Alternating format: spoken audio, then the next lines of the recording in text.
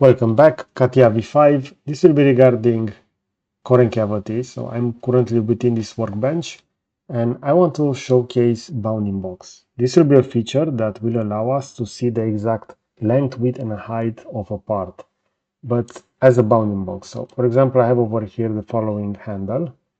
As you can see, this is surface design. So I'm just going to click on it. It will be entitled surface 1. And over here on the bottom, we're going to see the bounding box. So as you can see, this will be in millimeters. We're also going to have, in this case, the width and the height. We can go ahead and we can change the shape. So if you want to see exactly how this will be enclosed within a cylinder, in some cases, for some mold tools, you will want to do that, even though not only using a single part. Maybe you will want to use an array, like a radial pattern of the same element, and you're gonna search afterwards the bounding box for those. Now we can also change over here various offsets. As you can see over here, we can drag and drop this, and this will extend the Z minimum offset. I can also extend on the top. The same will be for the all axes, so X, Y, and Z in this case. And as we can see, we're going to have the following new bounding box. Now, some features regarding bounding boxes. As you saw over here, this was directly created on a surface. But I have over here a secondary part, which is this one.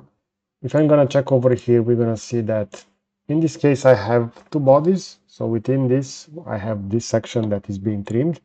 That means I can use a bounding box to only create it for that part body. So I have over here part body 2, part body 2. If I'm going to select this, we're going to see that I will receive the bounding box of that section over here. So regarding the design intent for this, we're going to see that it will look as following. Over here as well, I'm going to receive the bounding box for this inner section over here.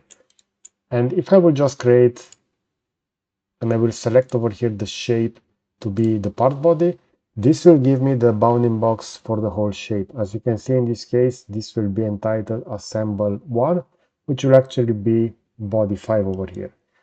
So keep in mind that if you are using multi-bodies, you can easily create the bounding box for each element, so you can say exactly what is the overall shape of each element without having to go and measure that manually. So that's, let's say, the main utility of bounding box paired with the cylindrical shape. So in this case, I should go ahead and I can do a circular array of that, and I can then see exactly what kind of bounding box do I need within a mold, so I can create maybe 6 or 12 of that part that will be array within a radial pattern.